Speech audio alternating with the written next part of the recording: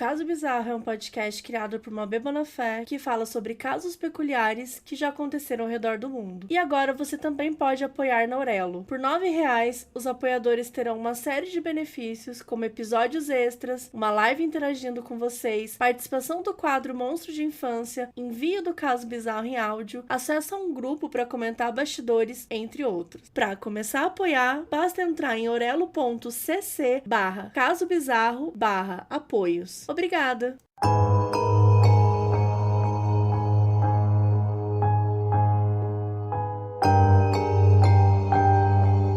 Oiê, aqui é a Mabê e esse é mais um episódio de Caso Bizarro. No século XVII, a Vila de Salem foi palco de uma das mais famosas caçadas bruxas da história. Tudo começou com uma doença estranha e falsas acusações, xenofobia, tensões sociais e muita misoginia. Uma época em que uma mulher não podia se destacar, pois o seu único papel era o de ser submissa a um homem. Uma sociedade hipócrita que se mantinha vigilante e um fanatismo religioso que não tinha cerca, abarcava toda a comunidade. Essa é a verdadeira história das bruxas de Salem.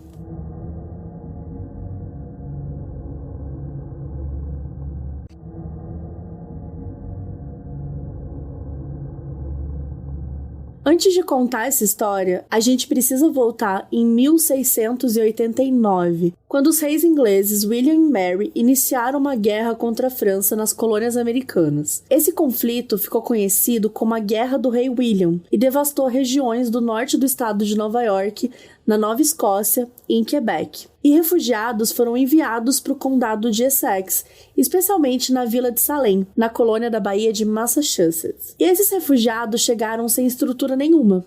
Eles estavam fugindo da guerra, e eles chegaram na vila, e as famílias ricas se sentiram ameaçadas e começou a criar ali uma certa rivalidade. A Vila de Salem era conhecida por ter uma população meio briguenta. Tinham diversas disputas internas, e também entre a vila e a cidade de Salem. Essas brigas geralmente tinham a ver com disputa de propriedade e privilégios da igreja. As tretas aí medievais, né, galera? Mas é agora que a nossa história começa. Em 1689, o Samuel Parris, um comerciante de Boston, se tornou pastor da igreja congregacional da vila. O Parris, que estudou teologia no Harvard College. Sim, gente, já existia Harvard no século XVII, viu? Não, e assim, eu fui até pesquisar e a Harvard College foi fundada em setembro de 1636. E aí, atualmente, é a Universidade de Harvard. Mas enfim, o Parris estudou teologia, mas ele não chegou a concluir os seus estudos. Ele se mudou para a Vila de Salem e ele trouxe a sua esposa, 3 filhos, uma sobrinha e 2 pessoas escravizadas que provavelmente vieram de Barbados. O John Wyndham, um homem, e a Tituba. Algumas fontes apontam que aconteceu em janeiro, outras fontes falam que aconteceu em março, mas o que importa é que em algum momento do início de 1692, uma filha do Parris ficou doente. Ela se chamava Elizabeth e tinha 11 anos de idade, e os sintomas eram bem estranhos. Ela se contorcia de dor e ela dizia sentir que ela estava sendo picada por insetos. Ela gritava, ela tinha acessos de fúria e ficava meio confusa, algumas vezes até arremessando objetos assim pelo ar. Logo em seguida, a sobrinha do Parris, Abigail Williams, e uma das suas amigas, a Anne Putman, ambas com 11 anos, passaram a ter exatamente os mesmos sintomas e comportamentos da filha do Parris. Ao serem examinadas pelo médico local, o Daniel Spofford, o laudo foi o seguinte: eventos sobrenaturais estavam tomando conta das crianças. Sim, gente, bem científico, né? Você vai no médico e ele fala que tem uma coisa sobrenatural acontecendo com você. Enfim, só que se tinha eventos sobrenaturais, então, né, tinha alguma coisa rolando. Um espírito, alguma coisa assim, mas não. Os líderes religiosos não só decidiram que era bruxaria, como eles pressionaram as crianças e elas acabaram acusando 3 mulheres de bruxaria. Assim, do nada. Que foi a Tituba, a indígena que era escravizada pelo Parris, a Sarah Good, uma pessoa em situação de rua, e a Sarah Osborne, uma simples senhora idosa. Ou seja, né, pessoas ali em situação de vulnerabilidade sendo acusadas pelos conservadores, pelos homens de bem. Até aí, século XVII, 2022, tá assim, ó, caminhando bem pertinho. Bom, voltando para março de 1692, as 3 mulheres foram interrogadas, torturadas por vários dias e finalmente encarceradas. Depois de muita tortura, a Tituba admitiu que ela tinha feito um pacto com o demônio. E quando eu falo aqui, gente, que ela admitiu que ela tinha feito um pacto com o demônio, na verdade o que eu tô dizendo é que ela tava sendo torturada, né? Porque a gente não pode falar de confissão de uma pessoa que é torturada. Não existe confissão sobre tortura, né? O que existe é tortura. A confissão sobre tortura, ela perde totalmente o espírito da coisa. Mas enfim, né? Depois de muita tortura, ela admitiu que ela tinha feito um pacto com o demônio. Nos registros da igreja da Vila de Salem, em 27 de março de 1692, o Parris descreve um caso notório de um tal bolo de bruxa. Um membro da igreja e vizinho próximo do reverendo Parris, a Mary Sibley, levou John Indian, aquele outro homem que era escravizado pelo Parris também, para fazer um bolo de bruxa, no que teria sido uma tentativa supersticiosa de afastar os maus espíritos. O relato diz que esse bolo foi feito como um meio para descobrir as bruxarias e fornece outros detalhes, tais como que ele teria sido feito de farinha de centeio e urina das meninas afligidas e teria sido dado a um cão. Gente, que bolo esquisito, né? Farinha de centeio, urina de umas meninas doentes. O que deu isso aí? Eu não sei vocês, mas assim, me parece uma invenção, não é mesmo? Porque eu acho que, eu não sei, eu nunca experimentei, mas urina e farinha acho que não dá muita coisa não. Bom, enfim. Então a Tituba deu um depoimento bastante elaborado, que provavelmente deve ter sido ditado para ela, né? Como é costume em casos de confissão por tortura. Uma das frases que ela disse foi: "O diabo veio até mim e me pediu para servi-lo." E ela passou a descrever imagens com riqueza de detalhes de cães pretos, gatos vermelhos, pássaros amarelos e um homem alto com a cabeça coberta de cabelos brancos, que queria que ela assinasse lá o seu livro. E ela admitiu ter assinado tal livro e alegou que havia outras bruxas querendo destruir os puritanos.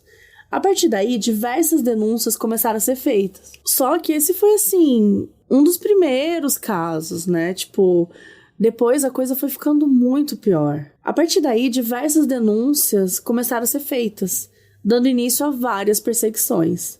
O governador da época, William Phips, ele criou um tribunal exclusivamente para receber e julgar casos de bruxaria, de tanto caso que estava vindo. Olha o nível que as coisas chegaram.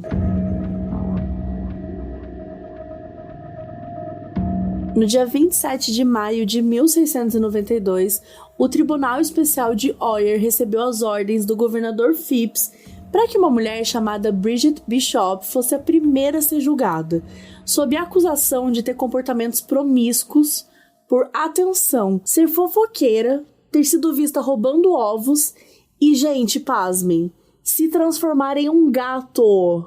Assim, é absurdo, sabe? Às vezes a gente dá risada do absurdo das coisas, assim, só que é tudo muito triste quando a gente olha pra essa época e pra esses julgamentos e pra esses depoimentos de pessoas que falam que, de repente, uma mulher se transformou num gato, pegou uma vassoura e saiu voando, porque são relatos completamente desilusionais, que claramente a pessoa não viveu e por conta disso muitas pessoas se ferraram muito, sabe? Então, ai, gente, dá muita raiva. Eu fico puta. E assim, lembrando que essa Bridget Bishop, que a gente tá contando aqui, ela foi a primeira a ser julgada aí nesse tribunal por bruxaria nos Estados Unidos, né? Em 1600 e pouco. Quase 1700. E recentemente a gente contou lá no Modus Operandi, no episódio 142 da Alice Keitler, que foi a primeira mulher a ser acusada de bruxaria na Europa. Então, se você se interessar por esse episódio também, acho que vale a pena ir lá no Modus ouvir esse episódio, porque também fala um pouco sobre isso,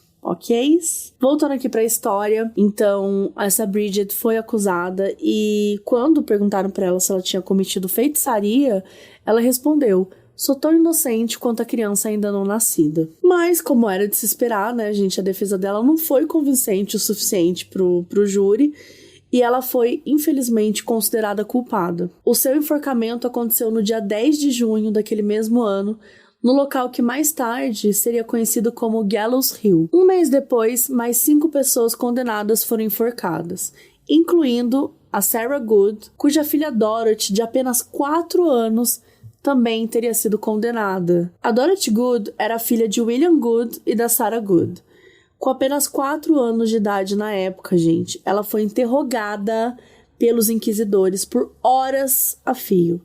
Já faminta e com frio, a garota disse para os interrogadores o que eles queriam ouvir. Então, sim, gente, eles conseguiram fazer com que eles conseguiram torturar psicologicamente e fisicamente, né, uma criança de 4 anos, e obrigá-la a falar que ela tinha praticado bruxaria, assim como a mãe dela. Então, ela confessou ser uma bruxa, né? E ela ainda disse que tinha visto a mãe dela se associando com o diabo. E assim, gente, com certeza convenceram ela, né? Obrigaram ela, enfim, passou por toda essa tortura. Então, por isso que ela falou esse tipo de coisa da própria mãe. Os interrogadores alegaram que a criança estava perturbada e que tinha mordido eles repetidamente como se fosse um animal. Então, a Dorothy foi enviada para a prisão e ela se tornou, aos 5 anos de idade, a pessoa mais jovem a ser presa durante os julgamentos das bruxas de Salem. 2 dias depois, ela foi visitada por funcionários de Salem, e aí ela contou que ela possuía uma cobra, dada a ela por sua mãe, que ela conversou com a cobra e que a cobra teria chupado o sangue do dedo dela. Os funcionários entenderam que isso significava que a cobra era tipo seu familiar, ou seja, o servo espiritual de uma bruxa em forma animal. A Dorothy Good ficou sob custódia de março de 1692 até dezembro do mesmo ano. Gente, assim, praticamente o ano todo. Ela nunca foi acusada, mas ela foi mantida na prisão até que o pai dela conseguisse juntar 50 libras para pagar a fiança da garota. A essa altura, a criança já tinha sofrido graves danos psicológicos irreversíveis. George Burrough, que foi ministro da Vila de Salem de 1680 a 1683, foi convocado e acusado de ser o líder das bruxas. Ele também foi condenado e, junto com outros 4, foi enforcado no dia 19 de agosto. Enquanto ele estava na forca, ele recitou o Pai Nosso perfeitamente, algo que nenhum dos outros acusados foi capaz de fazer antes. E isso levantou uma certa dúvida sobre a culpa dele, e até mesmo protestos de alguns dos presentes, que foram prontamente ignorados. As pessoas tinham essa ideia de que se você conseguisse recitar o Pai Nosso inteiro, então, e não acontecesse nada com você, era sinal de que você não era uma bruxa, que você não estava praticando bruxaria. Então, como ele recitou perfeitamente e nada aconteceu com ele, aquilo levantou algumas dúvidas e tal. Mas nada aconteceu e ele foi morto mesmo assim. No dia 22 de setembro, mais 8 pessoas condenadas foram enforcadas, incluindo a Martha Corey, cujo marido Giles também foi acusado de feitiçaria. O Giles Corey era um agricultor de 81 anos do sudeste de Salem, e ele se recusou a entrar em acordo quando foi a um julgamento em setembro. Tipo, ele se recusou a falar que ele estava fazendo bruxaria, sabe? Porque ele não estava. Os juízes aplicaram uma forma arcaica de punição chamada peine forte et dure, em francês, que significa punição forte e dura, na qual pedras foram empilhadas no seu peito até que ele não pudesse mais respirar. Eu fui até atrás para entender um pouco mais como que era essa punição, e é horrível, assim, a pessoa fica deitada no chão e colocam, assim, sei lá, tipo uma bandeja em cima dela, e aí vão colocando pedras. Só que não são pedras pequenas, assim, são pedras enormes nessa pessoa para que ela não consiga mais respirar, assim. Então ela fica deitada no chão com um monte de pedra, tipo, amarrada, não consegue sair. E é super sufocante, assim, é uma situação horrível, horrível, horrível, horrível. Então, assim, você não consegue respirar, é uma punição horrorosa. Então, foi isso que fizeram com o Giles, e até que ele não conseguisse respirar. Depois de 2 dias do peine forte et dure, o Corey morreu sem entrar em um pleito. Um crítico contemporâneo dos julgamentos, Robert Califf, escreveu o seguinte: Giles Corey não declarou-se culpado da sua acusação, mas não submeteu-se à prova do júri, porque, sabendo que haveria as mesmas testemunhas contra ele, optou por sofrer a morte a que o submeteram. Inclusive, em dado momento da sua sessão de tortura, o Giles ainda falou, mais peso, desafiando os seus próprios carrascos. A esposa dele, a Martha Corey, foi uma das acusadas de bruxaria que causou bastante escândalo no vilarejo, porque ela era uma mulher devota à igreja, ela se dedicava bastante, então assim, ela era muito preocupada, ela estudava muito, ela orava muito, ela ia muito na igreja, então as pessoas lá na vila ficaram em pânico, porque se até uma mulher ligada à igreja, devota à igreja do jeito que ela era, podia ser enfeitiçada, ninguém ia mais conseguir ser temente, né? Ninguém mais ia conseguir escapar da influência demoníaca. E aqui, acho que é um bom momento pra gente falar um pouquinho sobre empatia, porque as pessoas só ficaram assustadas e começaram a se preocupar quando uma pessoa da igreja como elas, uma pessoa devota como elas, tinha sido acusada. Até então, como as pessoas não eram devotas, porque tinham outras crenças ou porque não tinha crença nenhuma, essas pessoas não significavam nada. Então não tinha problema essas pessoas morrerem. Então aqui mostra o quanto o preconceito e a ignorância, né, do outro, o respeito pelas crenças e pela fé ou pela não fé do outro, fizeram com que essas pessoas ficassem completamente cegas nessa época e aceitassem que estava tudo bem acontecer. Né? Só que nem todo mundo estava achando isso normal. Um ministro puritano da Nova Inglaterra, chamado Cotton Mather, depois que ele ficou sabendo das primeiras condenações, ele resolveu intervir. E ele enviou uma carta para o Tribunal Especial pedindo que testemunhos relacionados com sonhos e visões não fossem mais aceitos como prova. Porque sim, gente, as provas eram assim, estapafúrdias, qualquer coisa era aceita. De início, o tribunal ignorou esse pedido e continuou a condenar várias pessoas à morte. Seguindo os passos do pai, o Increase Mather, o então presidente de Harvard, voltou a apelar para o bom senso dos juízes locais, denunciando o uso dos sonhos como provas para condenar as pessoas. E ele disse o seguinte: é preferível deixar que 10 pessoas suspeitas de bruxaria escapem do que condenar uma única pessoa inocente. Perfeito, né, gente? Ele já tava aqui metendo uma frase super antipunitivista, porque é isso, era absurdo. Era absurdo completamente você condenar por qualquer coisa, né? Condenar por bruxaria já era absurdo, mas condenar e usar de prova sonhos e eu vi fulana se transformar num gato é bizarro. E aí o governador dali, o William Phips, ele acabou acatando o pedido do Mather depois de ler suas cartas. Mas, gente, não foi por causa disso. Por que ele acatou? Por que ele resolveu acatar o pedido do Increase Mather? Foi porque ele ouviu a frase e falou: nossa, esse cara tem razão, é um absurdo que a gente tá fazendo? Não, gente, porque a mulher dele também foi interrogada por suspeita de bruxaria. Daí, quando isso rolou, o Phips proibiu a detenção de mais pessoas e libertou muitas das que tinham sido acusadas. Olha a hipocrisia, né? Quando tava longe, tava tudo certo. Quando tá aproximando, quando tá chegando na minha família, quando é minha esposa, aí sim eu vou intervir. Então, ele não só interviu, como ele acabou com o Tribunal Especial, que foi substituído pelo Supremo Tribunal Judiciário. E a partir daquele momento, sonhos e visões não eram mais permitidos como provas. E das 56 suspeitas de bruxaria da época, eles condenaram 3. Gente, vocês devem estar percebendo que eu tô contando aqui que foi condenado à forca, foi condenado à forca, foi condenado à forca. Porque é o seguinte, uma das coisas que tem mais no imaginário, né, quando a gente fala sobre bruxas foram queimadas, né? Eu sou a neta das bruxas que vocês não conseguiram queimar. Enfim, a gente sempre ouve falar, não, tem que queimar a bruxa, nananã. Nossa, o jeito que eu tô falando parece que você sempre ouve a frase, tem que queimar a bruxa, mas vocês entenderam. A gente sempre ouve esse tipo de frase, só que, no caso do Salem, não teve nenhuma fogueira. As bruxas não foram queimadas. Esse é um traço da caça às bruxas tipicamente europeu. Em Salem, a maioria das condenadas foram enforcadas. Então isso é algo interessante para pontuar também a diferença aí por ter acontecido nos Estados Unidos, né? Já que na Europa eram outros métodos. Com o fim dessas acusações, do julgamento, do tribunal, das prisões, das sentenças de morte, a comunidade acabou pedindo perdão publicamente pelos casos julgados. No fim, centenas de pessoas foram presas, 30 consideradas culpadas e 20 delas mortas, de que se tenha registro. 20 vidas perdidas por uma espécie de histeria coletiva que tomou conta de uma vila e mudou para sempre o curso da história local.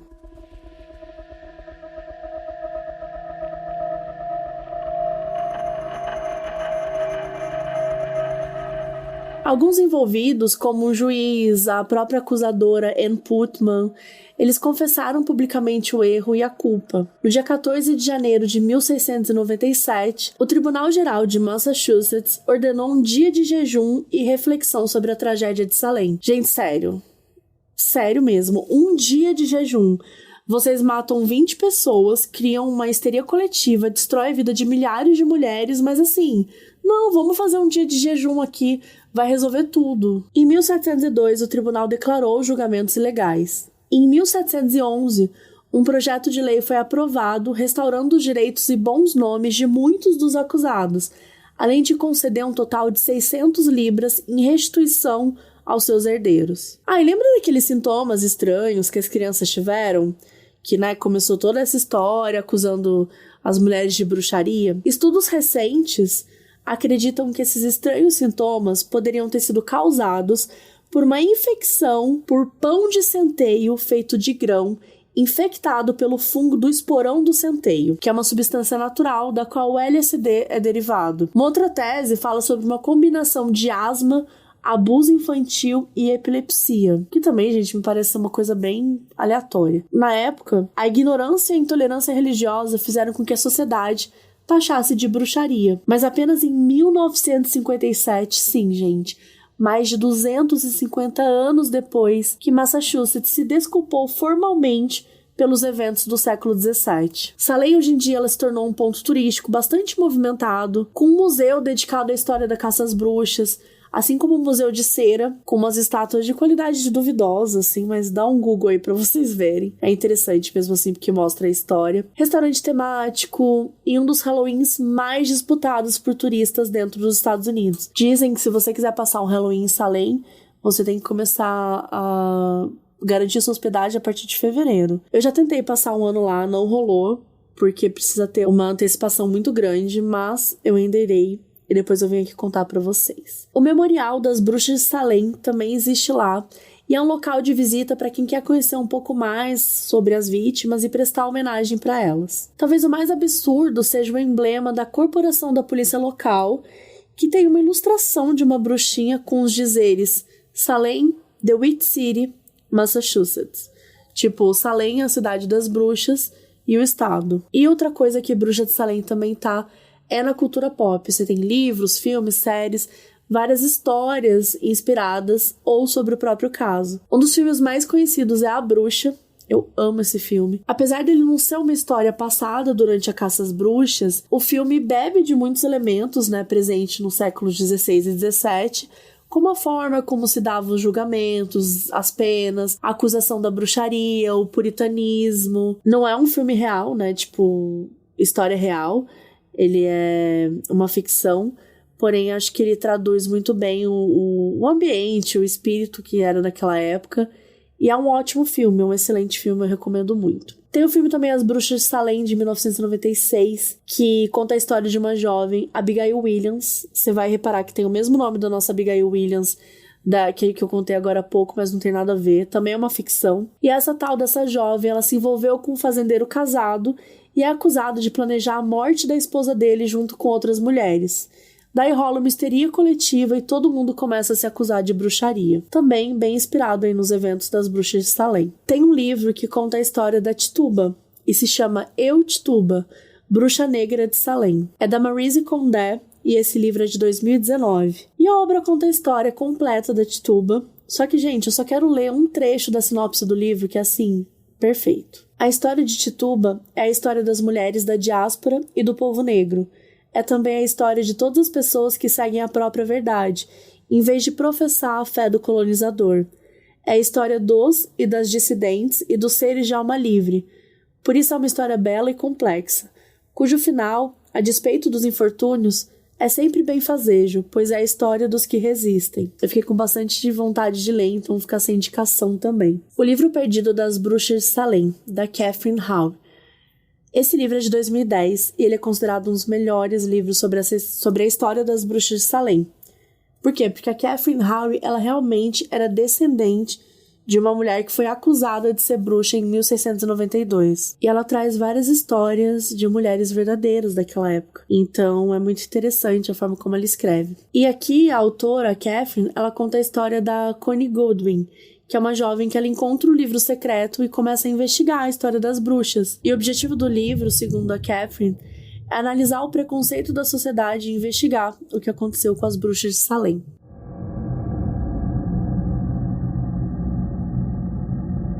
Desde o século XVII, a história dos julgamentos se tornou sinônimo de paranoia e injustiça. Alimentada por xenofobia, extremismo religioso e tensões sociais de longa data, a caça às bruxas continua a permear a imaginação popular há mais de 300 anos. Entre as eras medievais e moderna, muitas religiões, principalmente o cristianismo, ensinavam que o diabo poderia dar às pessoas conhecidas como bruxas o poder de prejudicar os outros em troca da sua lealdade. Entre 1300 e 1600, uma histeria coletiva de bruxaria tomou conta da Europa. Dezenas de milhares de supostas bruxas, obviamente em sua maioria mulheres, foram executadas. O número exato não dá para saber, mas estudiosos estimam em torno de 50 ou 60 mil execuções. E foi só em 2022, gente, sim, esse ano que a gente tá aqui, que a última vítima acusada de ser bruxa recebeu o perdão oficial, apenas 329 anos depois. A Elizabeth Johnson Jr.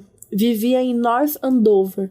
Tinha 22 anos quando ela foi acusada de feitiçaria em 1693, junto de 20 membros da sua família. Ela foi condenada à morte, mas conseguiu escapar da sentença porque ela recebeu um adiantamento da pena. Ela morreu em 1747, aos 77 anos, de causas naturais. E a história desse perdão é muito bonita, porque Elizabeth Johnson Jr. era a única que não tinha sido inocentada, e não tinha nenhum descendente para lutar por justiça. Então, durante muito tempo ficou assim. Até que uma professora chamada Carrie conheceu a história da Elizabeth e apresentou para sua turma da 8ª série. Durante 3 anos, eles estudaram a história da Elizabeth, pesquisaram o testemunho, aprenderam sobre os julgamentos e escreveram cartas para os políticos pedindo que limpassem o nome dela. Então, em 2022, eles finalmente conseguiram que Elizabeth Johnson Jr. fosse declarada inocente pela justiça americana. Diversas mulheres perderam sua vida, mas as pessoas que a acusaram nunca sofreram nada, nem mesmo quando elas admitiram que estavam mentindo nos tribunais.